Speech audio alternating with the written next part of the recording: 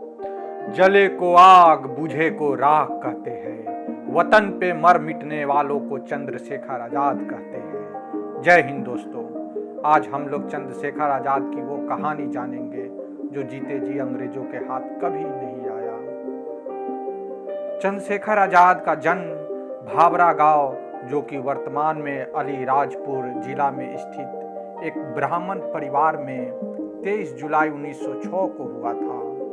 उनके पिता का नाम पंडित सीताराम तिवारी और माता का नाम जगरानी देवी था।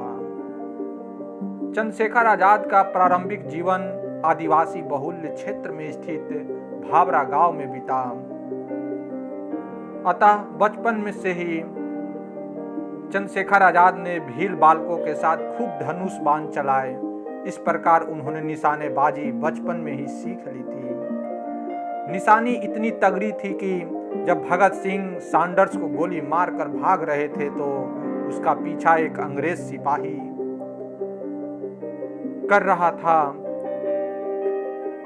अंग्रेज सिपाही भगत सिंह को बस पकड़ने वाला ही था, तभी वहां छिपे चंद्रशेखर आजाद अपनी बंदूक से उस सिपाही को दूर से ही गोली मारा और वह सिपाही एक ही गोली में ढेर हो गया। असहयोग आंदोलन के दौरान जब फरवरी 1922 में चौरा चौरी की घटना हुई और उसके पश्चात बिना किसी से पूछे गांधी जी ने आंदोलन वापस ले लिया, तो देश के तमाम नवयुवकों की तरह चंद्रशेखर आजाद का भी कांग्रेस से मोह भंग हो गया और राम प्रसाद बिस्मिल, सचिंद्रनाथ सान्याल, योगेश चंद्र चटर्जी ने 1924 में उत्तर भारत के क्रांतिकारियों को लेकर एक दल हिंदुस्तानी प्रजातांत्रिक संघ HRA का गठन किया। इसके बाद दल ने धन एकत्रित करने के लिए सरकारी प्रतिष्ठानों को लूटने का फैसला किया और इसी क्रम में उन लोगों ने 9 अगस्त 1925 को अंग्रेजी खजाना से भरी हुई ट्रेन को लूट लिया, जिसे हम काकोरी कांड के नाम से जानते हैं। इस घटना के बाद अंग्रेजों ने इस दल के 4 सदस्य राम प्रसाद बिस्मिल, अशफाक उल्लाह खां और रोशन सिंह और राजेंद्र लाहिड़ी को फांसी दे दी। तो वही 16 क्रांतिकारियों को कठोर कारावास की सजा सुनाई गई, पर चंद्रशेखर आजाद अंग्रेजों के हाथ नहीं आया और उन्होंने कहा कि हमारी लड़ाई आखिरी फैसला होने तक जारी रहेगी और वह फैसला है जीत या मौत। जब हिंदुस्तान सोशलिस्ट रिपब्लिकन एसोसिएशन के द्वारा सैंडर्स की गोली मारकर हत्या कर दी गई और दिल्ली असेंबली बम कांड में फांसी की सजा पाए 3 क्रांतिकारी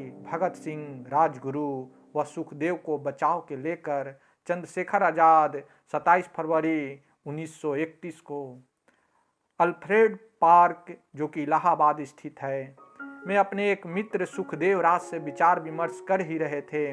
तभी अंग्रेज CID का SSP नॉट बाबर जीप से वहां आ पहुंचा और उसके पीछे पीछे भारी संख्या में पुलिस भी आ गई। दोनों ओर से भयंकर गोलीबारी हुई। चंद्रशेखर आजाद को 4 से 5 गोली लग चुकी थी, फिर भी वो हारा नहीं, थका नहीं, वो लड़ते रह रहा था। नॉट बाबर को भी लगातार गोली चला रहा था और नॉट बाबर भी घायल हो गया था। तभी एक सिपाही अचानक से आया और चंद्रशेखर आजाद को गोली मार दी, जो गोली उसके पैरों में, सर में और भी शरीर के कई हिस्सों में गोली लग गई, जिस कारण चंद्रशेखर आजाद अपने वीर गति को प्राप्त किया और देशवासियों को संदेश दिया, दुश्मनों की गोलियों का हम सामना करेंगे, आजाद ही रहे हैं, आजाद ही रहेंगे।